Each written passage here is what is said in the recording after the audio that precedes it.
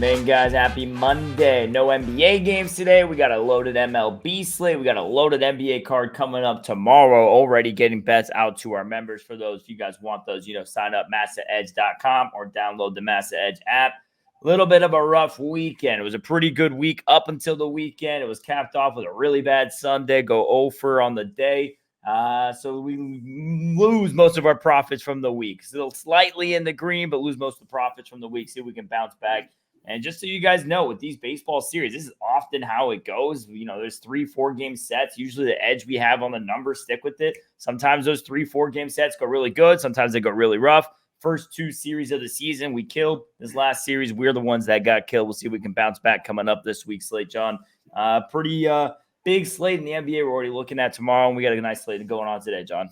Yeah, huge slate in the NBA as nobody will play in the NBA today because of the college basketball game. As a matter of fact, Ben, I don't know if you have any personal opinion. As you guys know, I don't. I do not follow college basketball. The one thing I can tell you is that all the money is pouring in on Connecticut as that line opened up at 5 and is sitting now at 7, Ben. Yeah, what is it now? 12 straight tournament wins for them, all by double digits. I thought Bama, if anyone was going to have a chance against them, it would be them, just because they have that high-pace scoring offense. They can keep up with anybody when they're hitting their shots. Tough to want to bet against a team that's keeps on doing it right now. So, I thought it was too difficult to go back-to-back. I know they're above and beyond the best team. I thought it was a luck factor. I don't even think it matters about luck anymore. Obviously, you have the size of Edie. That's going to be a bit of a problem in that game going on today. Purdue, they have the shooting as well, but UConn above and beyond the best team in this tournament. I'd be laying the points or nothing here. I'm not going to lose any more money looking to go against the Huskies here. So we just figured we'd let Ben cover that for you with his opinion. Again, college basketball, way too many teams. When I talk about being an expert on a team, that means I know everything about every single player, how they can perform in every single situation. And I do not, and I cannot, and I don't believe anybody can say that about college basketball. You can have a really good idea. You could beat the number. But what we do in NBA and in Major League Baseball, as we'll show you more today, and we're actually going to go in a little depth today when we get down to the game that I bet. We're going to give you our methodology on betting because I'm already getting some guys a weekend. It doesn't hurt to bet any favorites. Not if they win all the time. It doesn't hurt to bet them. But we'll talk about more of that in a bit. So the whole week, as Ben said, we were sailing, things looking fantastic. And just like in a bowl game, you feel the momentum turn. Nope. And our momentum turn, we nailed the Oakland A's first thing Saturday morning or Saturday early afternoon. Blackburn pitching a monster game. Man, Detroit cannot hit. Oh, they're awful. And that's why we took the shot with the A's in that game. And then when things just turned, we had Arizona in the nighttime, a plus 179 favorite. They went up 6 runs in the first inning. Fried's got problems. Atlanta's all of a sudden got pitching problems. He got no hitting problems. Yeah. Fried crushed in his first 2 outings. Strider already on the IL. Morton, who goes today, is a 35, 36-year-old pitcher. Problems in Atlanta. That just seems all the pitching. Really, we can get into that too. Bieber, he's done for the year. Tommy John, just crazy. These guys, never seen so much guys with arm problems. But getting back. On that topic right there, the MLB Players Association currently forming up, a bit of an argument as far as to appeal the pitch clock because they think there's a correlation with the pitch clock and the uptick in Tommy John and all the elbow issues, which might be something to it. I don't know how quick if that changes your delivery and stuff, but look into whatever you have to look into because you got top name pitchers right now. Yeah. And as I said, with the Braves, you lose Strider and Fried. Not that they've lost Fried yet, or Strider. Strider on the IL. Fried demolished in 2 starts. But getting back to it, that's why we bet Arizona. Let's not forget last year's the reigning National League champs. Oh yeah, won the World Series last year. Huge number, a 6-run first inning. And then when Atlanta fought back with a couple, they piled on a couple more at 8-2. And I made a post on Instagram. At that point, ESPN had them at I believe it was a 96.8. Don't quote me, somewhere in that 95, 96 percentile, winning percentile, only to lose at 9-8. And as I said, you could just feel the momentum swing. It's like takes the air out of your sails. It's like in a basketball game, all of a sudden, team puts a fucking 14-2 run on you, and that just changed it. Sunday was more the same with the Diamondbacks. We came back with another game with the Diamondbacks. 2-2 was a tie game, but Braves wind up winning that. Then the real heartbreak of the day, Rockies 3-1, down 3-1, bases loaded in the eighth. And they came away empty in Colorado, in Coors Field. Can't do that. Then they just scored one in the ninth to tease us even worse. Take a 3-2 lead.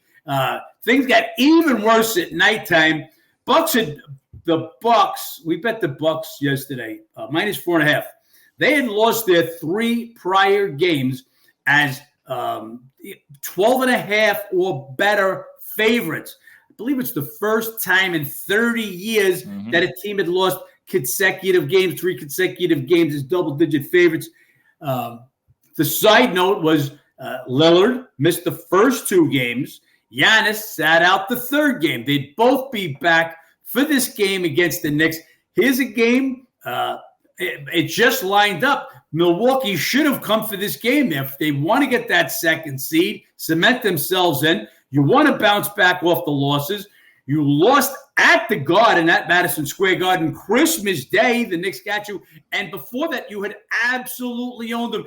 Every one of our trends, the only trend we didn't figure for is right now, Milwaukee sucks. After having a phenomenal first half, they went on to get blown out in the second half. DiVincenzo, I mean, these are the things that's 8 of 11 3-pointers. You just when you come up against the guy that's going to have a game like that, there's just nothing you could do. Middleton gets hurt in the game, and so it was a blowout yesterday. We wind up winning a couple of pennies, not to talk about for the week, but again, it keeps us on the positive side. With all of that being said, no NBA games today. Huge card. Everybody plays tomorrow. We got some games. Going to give you guys a heads up right now. So, Washington Wizards play at the Minnesota Timberwolves tomorrow, and the Nuggets play at the Utah Jazz. Nuggets, Timberwolves tied for first place going into those games tomorrow. And who do they play the following day? But each other. This is what we talk about look-ahead games. Now, being that you've got Nuggets playing at Utah tomorrow, I would be shocked if Jamal Murray, even made the trip just coming off the injury list, missing 6 or 7 games. He's not going to play back-to-back. What game do you think he's going to play in? At Utah or home against Timberwolves? I would say mark him out already. Aaron Gordon's missed the last couple. Does even Jokic make the trip to Utah? So this will look-ahead game against a Utah team. Utah now has dropped 12 straight. Denver goes there. The thing is, Denver, they don't win at Utah. Lost their last 6 trips to Utah, 1-5 against the spread. But this is what we talk about, a look-ahead game for both teams. Minnesota, more of the same. After a win against the Lakers, they get a Wizard team at home. Will they play everybody? Conley, it's this time of the year, he's probably going to get a day off. Does Gobert get a day off before they go into just checking some line movement? So, again, those 2 games, we're looking at the dogs or nobody, and there's reasons all the time. When we make a bet, there's always a reason why we make a bet. So that's 2 of the worst teams in the NBA right now, Wizards and Utah, if you go by my ratings. But these are the reasons we might be on them for tomorrow. All those lines already out. As you guys can see, John keeps looking off over, making sure we're not missing any of those lines. And we'll be doing that all day. If you guys want those reads, make sure you guys sign up on the app or the website. A lot of spots circled up for tomorrow. 1 bet already out. And as John said at the start, we do have 1 bet on this MLB slate today. Stick around. You guys will hear it. And let's go ahead and go through this MLB card. But a nice little stretch here in baseball to start the season. 1 rough little weekend. See if we can bounce back with this slate today. Starts off with the division rivalry matchup. Brewers at Cincy.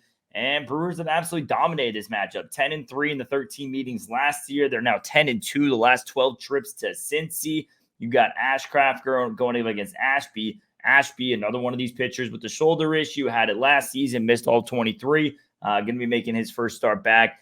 Ashcraft, he had a quality start against Philly. Had a rough go of it against the Brewers last year. 13 runs, 19 hits off 10 walks as well in 17 innings. And he had worse numbers at home last year, 5.6 ERA. This is about a pick'em line in this game. Me, it's Milwaukee all the way. I mean, this is just division ownership. I don't really care what the sport is. When you get these division ownerships in the NFL as well, and you're laying a cheap price, I mean, I wouldn't overthink it. Milwaukee or nothing in this one. Since these bats looked absolutely dead in that last series against the Mets, I expect some of that could continue here. Not expecting too much out of Ashby in his first start back, but Milwaukee's bullpen been holding it down.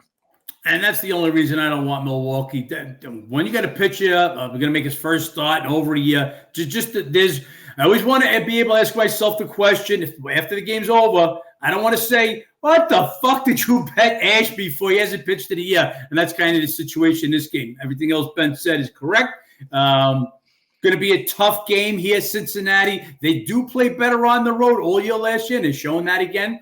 You saw, if you remember, we were on them the whole series at Philly. They took 2 or 3 there, and we were against them at home in the opening series with the Nationals. Would be more of the same, but not with Ashby on the mound for Milwaukee. We got Mets at Atlanta. Mets coming off a couple of wins now, 3 of their last 4, but they're doing it, scoring just 2.8 runs per game. The pitching holding it down for them.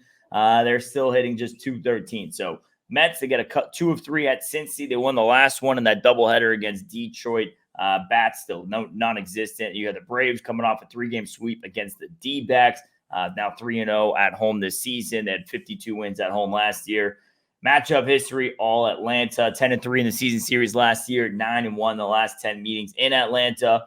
And Charlie Morton, now probably the Braves ace with all considered, with everything going on. He's going today, had 5.2 shutout innings against the White Sox his last time out. And the Mets, as the pitching that's been holding them down, they had to go and hit up Julio Teheran after the free agency wire. He made 11 starts for the Brewers last year, kind of used him as a spot starter. Similar things here. Mets with all the injuries, they signed him a couple days ago. He's going to be making his start. Had a good, solid spring training. He had 2 very different starts versus the Braves last year. Faced them back-to-back. First one, gem, quality start. Second one, absolutely obliterated for 9 runs. That one was in Atlanta. Just don't want any part of Tehran and don't want any part of a Mets team not hitting, John.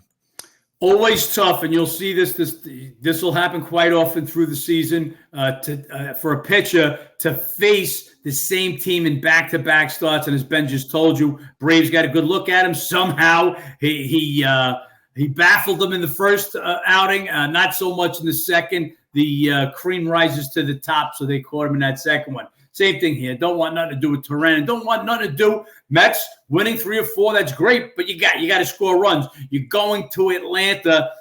This team just puts it on it. You're going to have to score to beat them. Morton with a good game his last time out. Don't want no. This is a huge number. If it was Quintana or something, could have a little interest, but not with Tehran on the mound. We'll stay off this one.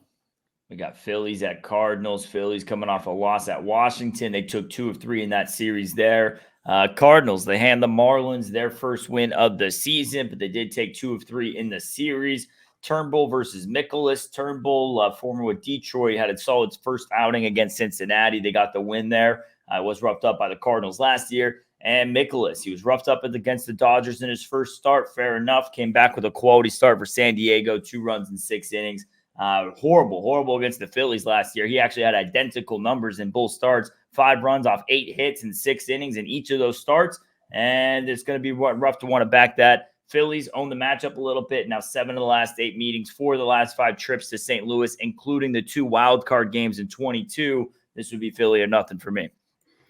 Yeah, I think the number's right where it's supposed to be. It's a pick'em game as far as I'm concerned. I like what Turnbull did his first time out. Mikolas, he's your run-of-the-mill St. Louis starter. While throw him in there with all the rest of these older Asian guys that they got. Don't see nothing special about him, but he's out. He can give you a quality start. St. Louis looked a little bit better since coming home. Look, got to remember, they got off to a rough start. You're playing the Dodgers. You're playing the best team in baseball. Yeah. St. Louis, Cincinnati, St. Louis, Cincinnati, and the Cubs. Those will be your three teams at the top of that Central Division fighting for a win. I don't think Milwaukee, I mentioned Milwaukee, they won't be in there. But these three teams will be fighting for it. It's a pick'em game. Philly's just been a little bit overpriced, and that's due to their recent success the last couple of years, coming through as a wild card, getting hot at the. But they're the same thing. Beginning of the year, not as good. Same thing here. Those bats aren't hitting right now. National pitching, Yeah, that's concerning.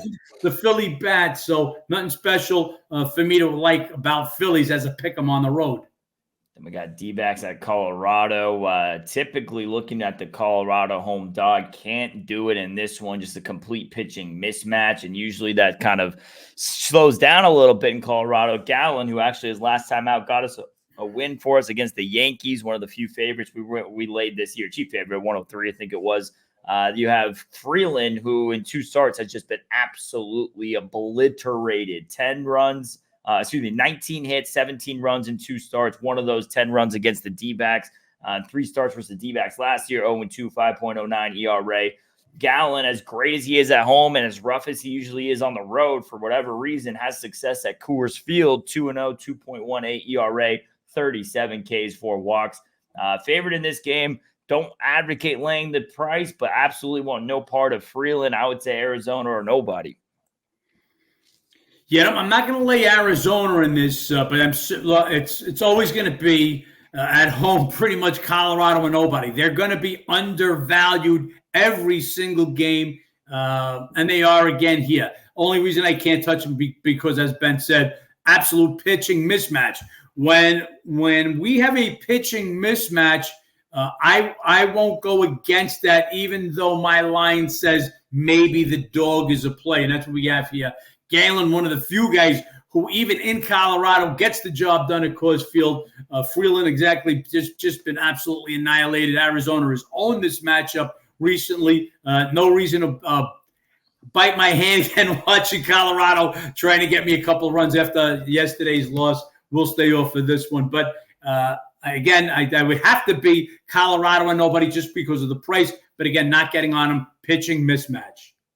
We have Cubs at San Diego. Cubbies maybe a little bit of a letdown. They take 2 of 3 from the Dodgers. They go 6-1 their last 7, 5 of 6 on the homestand. They did drop 2 of 3 in their one road series so far this year at Texas.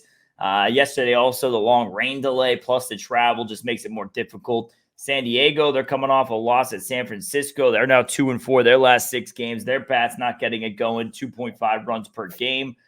Pitching matchup, interesting one. Assad versus Darvish. Darvish spent a little bit of time there with the Cubbies. He had a quality start versus St. Louis his last time out. He's been pitching well. Had 7 shutout innings against the Cubs last year. And Assad, younger guy, now in his 3rd year, I believe. He threw 6 shutout innings, 5 Ks against the Rockies. Granted, it's the Rockies. But, first year he came up in August like the typical call-up.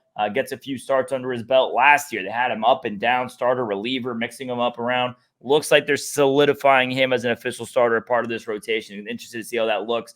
Just no interest in the Cubs in this one. Yes, they're looking good. The bat's red hot. Just a tough series against the Dodgers. Come back around to San Diego. Will be Padres or nothing.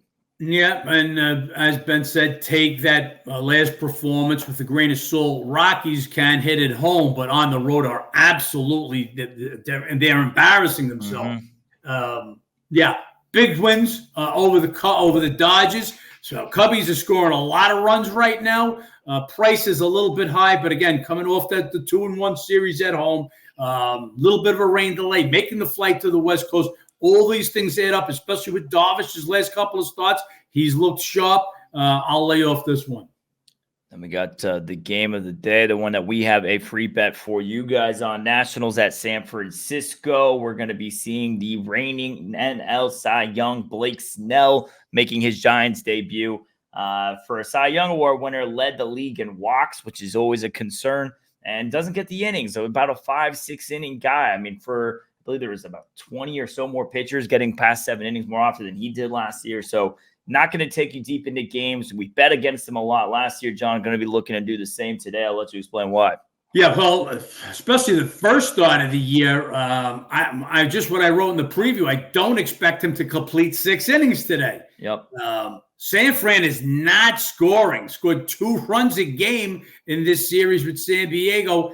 They're not hitting 200. That's what we used to call under the Mendoza line back in the day. You're not hitting. Your pitcher doesn't figure to last that long. Yeah, look, it's easy for any idiot out there to call himself a capper and say San Francisco's going to easily take care of the Nationals. And they probably will. Let me explain to you. This is the game that we bet. Let me explain to you the methodology, okay? So we took 210 on this game first thing this morning, okay? This line now is at 210, where you can take back 190 as a high. This line's moved 20 cents. Why is it moved? Because the sharps know. There's the value is in the Nationals, and I'm going to explain it to you. Take out your pen and paper. Think about if they were going to play this game 162 times.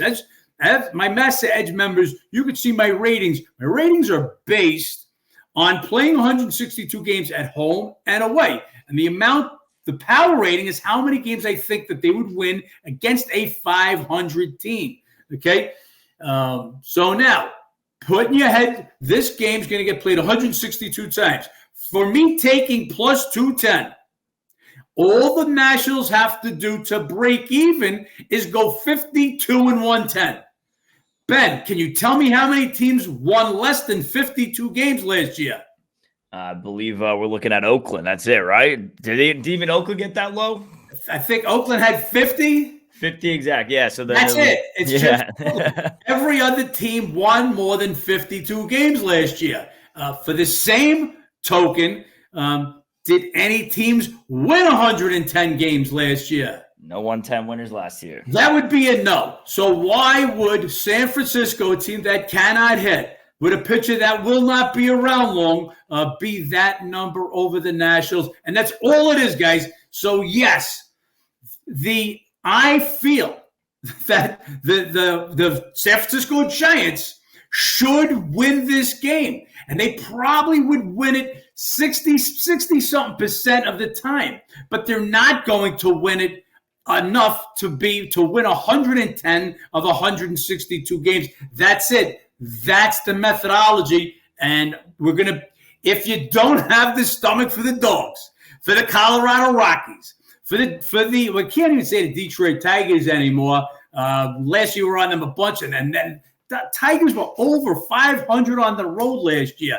Cincinnati Reds over 500 on the road. These are the teams we follow. We're going to be on the Nationals a lot. They finished with a better road record than they did at home. We're going to be going against the Dodgers. We're going to be going against the Braves. Again, don't have the stomach for this. You think you've got it all figured out? Betting the favorites. Be my guest. This is the reason why we're on this team. This is the reason we took 210, and this is the reason other sharp guys are on it to drive the price down to what it is now. Yeah, and that's a good team on the road. You guys were backing them a lot, and they've had a lot of success in this matchup as well. They won 5 of 6 meetings against them last year, 2 of 3 in San Francisco. We'll see what we get out of Blake Snell in his first start back today. Let's head on over to the AL. We got some home openers going on. Some of these teams had some long trips, starting off with Cleveland. Really long, but really successful 7-2 road trip to start out the season for the Guardians. White Sox, quite the opposite, 1-8 in their first 9. They're coming off a loss against Kansas City. They had a chance there, 3-0 lead. They blew it, gave up 5 unanswered. Big start for McKenzie today for Cleveland. He was roughed up in his first start of the season against Seattle. Missed most of last year. I believe it was 4 starts he had last year. He was elite in 22. 2 of those starts where he was elite in 22 against the White Sox, 27 Ks, no walks. This White Sox lineup, more depleted than that version of that team. No Robert right now, so even a further depleted version of what they are this year. This is a big start in my eyes for McKenzie to get his confidence, get rolling. No action in this game, no interest in laying the price, but it would be Cleveland or nobody. Big start, though, for McKenzie. Got to see if he can get his rhythm back. Yeah, not only for that, but for the whole Cleveland team. As we just mentioned, with Bieber out, that's another arm gone. Cleveland did bring up a bunch of guys last year. They got some work in, Allen, Beebe. But yeah, McKenzie needs to have a big game today. And if you don't have it against this White Sox team, because I'm pretty sure I can get them out for 3 innings still at 61 years old. Seattle, Toronto's next, Ben. Yeah, another home opener here for the Blue Jays. They had a long trip as well. They go 4-6 on that one. They wrapped it up with a loss against the Yankees yesterday. Their bat's absolutely dead. They're 29th, hitting a .193. We'll see if they get some home momentum here. They got a good pitcher going today to get them going. Berrios, he's had 2 quality starts to start the season, 3 runs in 12 innings against pretty decent teams, the Astros and the Rays. Castillo going. He's been roughed up in his first couple of starts. We'll see how he bounces back in this one. This game's Toronto or nothing. I'm going to give Berrios the pitching edge. The bats started getting a little bit better in the Yankees series. Granted, very hitter-friendly ballpark. Would be Toronto or nobody, but not a matchup I want to get involved in right now. Both teams not playing good ball. You have the Mariners who dropped 4 or 5. Toronto's really not hitting. It'd be Berrios and the pitching edge or nothing, but staying away from this one. Yeah, Berrios gets the pitching edge. He's off to a nice start where Castillo was not off to a good start. And that's pretty much the edge. You got a Toronto team returning home, Seattle continuing on their road trip. But this number is right where I make it. It's right where it's supposed to be. No edge that I could see in this one. Let some guys get sat out. Then we got the Astros at Texas, 4th game of this series, one of those weird series that goes Friday to Monday. They played last night, Sunday Night Baseball. Astros edge it out, 3-1 win. You had Blanco coming off the no-hitter. I believe we went, another 4.5, 4 1/3 or 5 1/3 with no-hit baseball. T's going back-to-back with it. Rangers, as far as in the series, they've won 2 of 3. As you guys know, Astros 14-3, though, the last 17 trips to Texas. Valdez versus Heaney. Heaney had some pretty decent numbers against the Astros last year. Similar to Snell, not a guy that's going to take you deep into games, maybe 4 or 5 innings if you're lucky. So we'll see what we get out of him. Valdez, really bad first start, great second start, but against the team that's hitting 29th, the Toronto Blue Jays. So how much does that hold water? This game to me is Texas or nobody. As far as Valdez, not much success against the Rangers. Roughed up against them in the ALCS, 8 runs in 7 2/3, and I had a bad time against them in the regular season as well, John. Yeah, all the money on Houston, and if it goes any higher, they're going to force me to Texas. We bet against Valdez his last time out, and we're fortunate enough that Hader came in and threw a gopher ball in the 9th, and Toronto pulled that game out 2-1 for us. Yeah, Valdez pitched much better in that last outing, but still can't make this number. Even though Houston was phenomenal on the road last year, terrible at home, looks like more of the same this year. But Texas, they're one of your best home teams in baseball.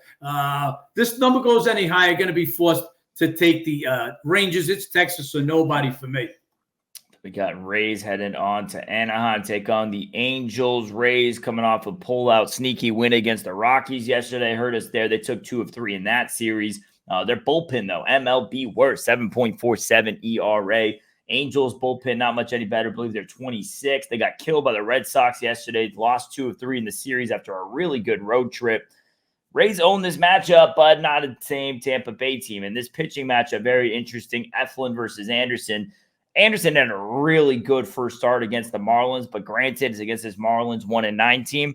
I'm interested to see what they get out of him this year. In typical Angels fashion, he had a terrific 22 season for the Dodgers. They paid him, and now he had a really rough 23 after he got paid, just like the Angels always do, overpaying the wrong guys.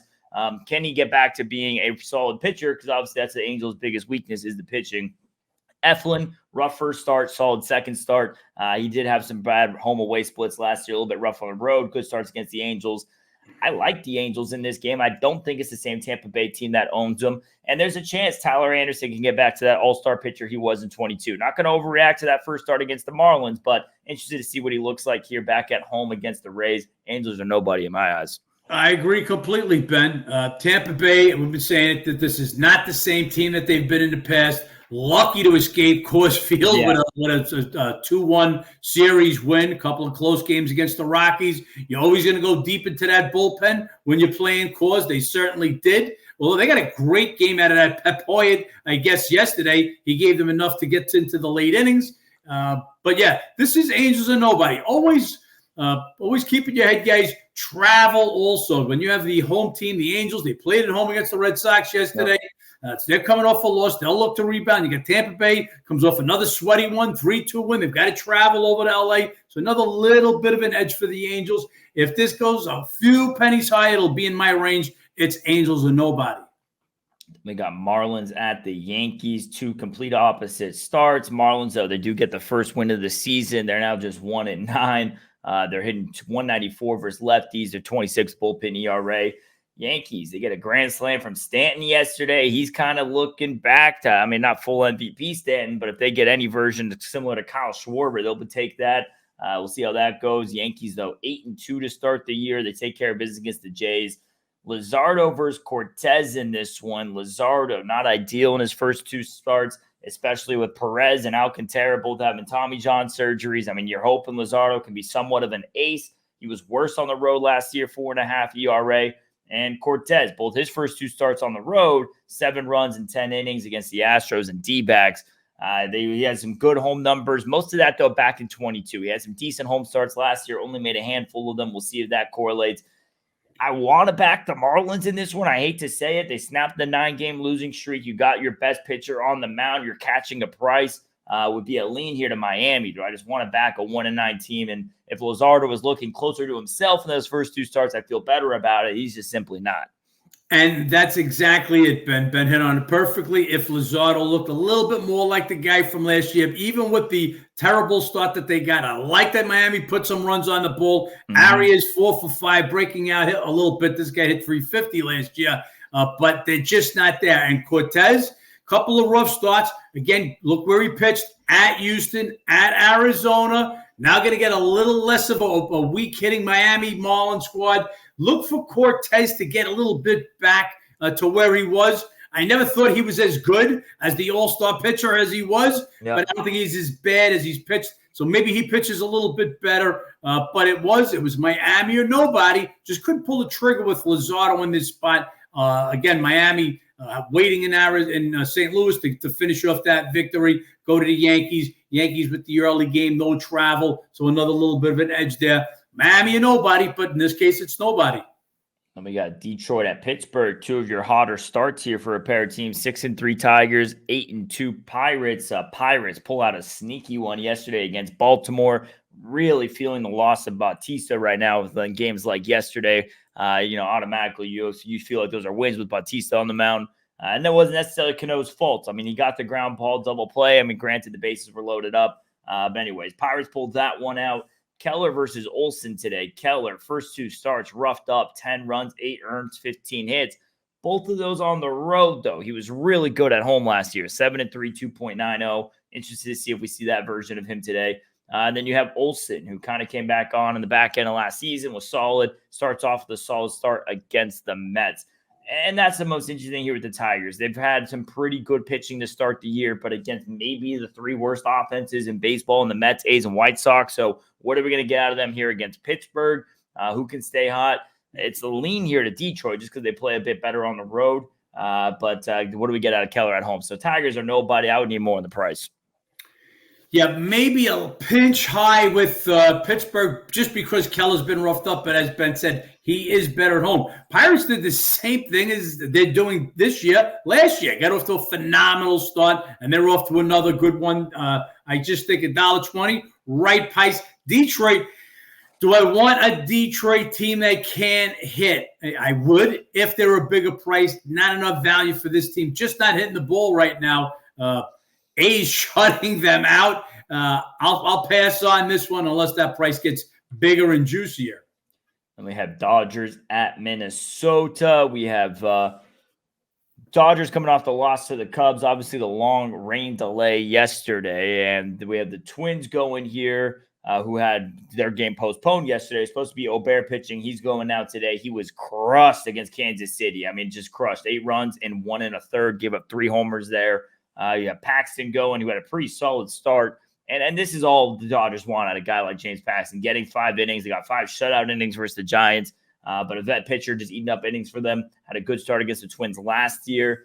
You guys know we're going to be looking to go against them a lot. I can't do it in this start with Ober. And really, I can't do it with the Twins, who just aren't hitting. They're 0-2 on the homestand. They have been off to a bit of a slower start. need bats that are going to take to bet against the Dodgers. It's the same thing with the thought of with the Braves today with the Mets. Yeah, big price, but at the end of the day, you need a team that can put up at least 4 or 5 runs. I can't guarantee that with Minnesota right now. It would be Dodgers or nobody. As much as I hate laying a road favorite there, Dodgers are nobody.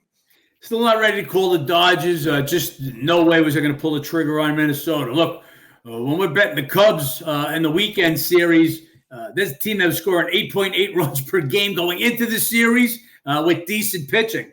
That's not happening here. Minnesota not scoring. Ober crushed his first time out, and Paxton was decent. There'll be better spots. We don't just blindly bet against the Braves and Dodgers every day when we feel there's a spot. Today, don't like either of the two pitchers going up against them. That's Turan for the Mets and here over for Minnesota. Neither of those two teams are scoring. You got to fill in all the plugs for us to go against the two best teams in baseball, and I don't see that happening today.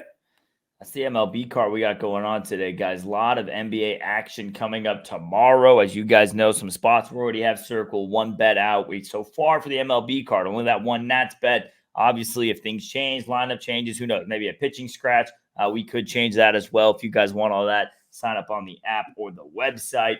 John, a little bit of a rough couple of days, but up until that was a good first couple of weeks of the MLB season. Let's see if we can get back on track today. And we'll get right back on track. And if the Nats don't pull it out for us, don't want to hear guys, sometimes you got to bet the favorites. Yeah, sometimes you do.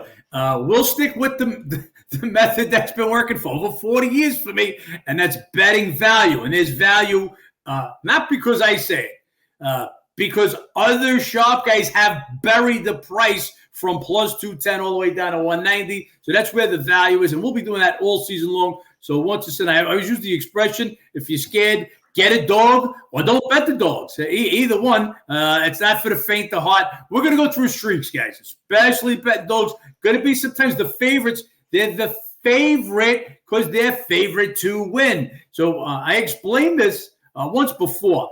You're shooting dice, okay? For you guys that know how to shoot craps, if the point is a 4, there are 3 ways to make a 4. 3, 1, 2, 2, 1, 3. There's 6 ways to make a 7. That's why the odds are 2 to 1 to make the 4.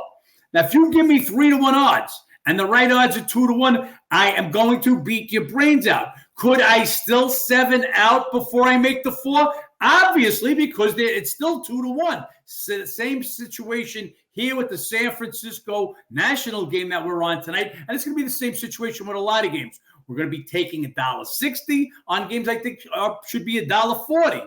Again, the favorite is still $1.40 favorite, meaning that they should be winning 58% of the time. So we're still going to lose games that we're taking a dog, and it's over the 162-game season. That's where we're going to see the earn. Stick with the program. Stick with the system. It'll benefit in the end. Yep, absolutely is a system. Make sure you guys hang tight. A lot of baseball left on the season. A lot of damage to be done. Appreciate you guys tuning in as always. Like, comment, subscribe below, and let's make some money, John. Let's make some money.